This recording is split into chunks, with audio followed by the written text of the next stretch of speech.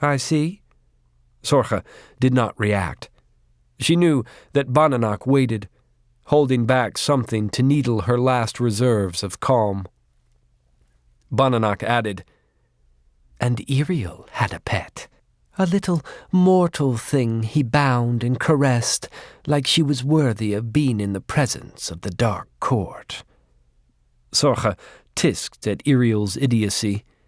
Mortals were too fragile to bear up under the excesses of the Dark Court. He knew better. Did she expire, or go mad? Neither. He gave up his throne over her. So corrupted was he by her mortality. Sickening how he cherished her. That's why the new one sits on the throne that should be mine. Bananak's storyteller guise was still in play, but her temper was growing uglier. The emphasis of the words, that rise and fall of tones she adopted when telling tales, was fading. Instead, random words were emphasized. Her covetousness over the Dark Court's throne upset her. Her mention of it didn't bode well for her state of mind. "Where is she?" Sorcha asked. "She's of no influence now." Bananak fluttered a hand as if to brush webs from in front of her. "Then why tell me?" Bananak's expression was unreadable, but the constellation in her eyes shifted to Gemini, the twins. "I know we've shared much. I thought you should know." "I have no need to hear of Iriel's discarded pets. It's a deplorable habit, but—" Sorcha shrugged as if it didn't matter. "I cannot control the depravity of his court." "I could." A yearning sigh followed those words. "No, you couldn't. You'd destroy what little self-control they have." "Perhaps." Bananak sighed again.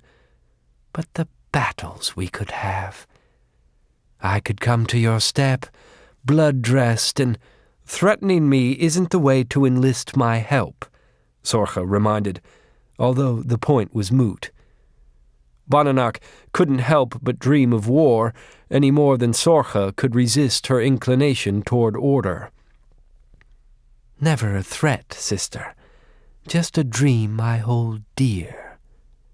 In a blur too fast for even Sorcha to see clearly, Bananak came to crouch in front of her sister. Her feathers drifted forward to brush against Sorcha's face. "A dream that keeps me warm at night when I have no blood for my bath."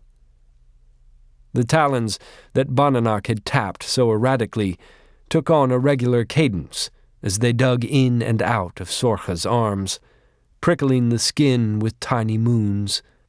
Sorcha kept to her calm, although her own temper felt close to surfacing. "You ought to leave." "I should. Your presence makes my mind blurry." Bananak kissed Sorcha's forehead. "The mortal's name is Seth Morgan. He sees us as we are. He knows much of our courts, even yours.